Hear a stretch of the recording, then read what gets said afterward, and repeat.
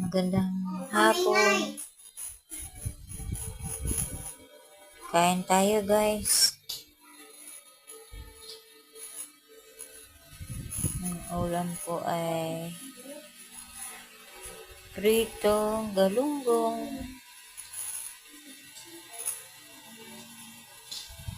Hirap pag walang kasabay kumain.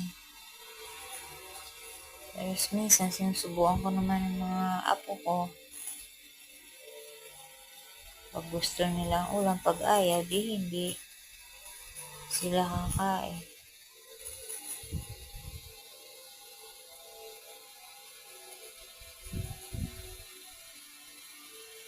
Nanood sila ng TV. Nakatawa tuloy ako sa pinapanood nila, guys. Thank you, Lord. Meron tayong kinakain. Lagi po tayo magpapasalamat sa nasa taas. Yung pong pagising ni Lord sa atin sa umaga. Malaking thank you na po talaga yun.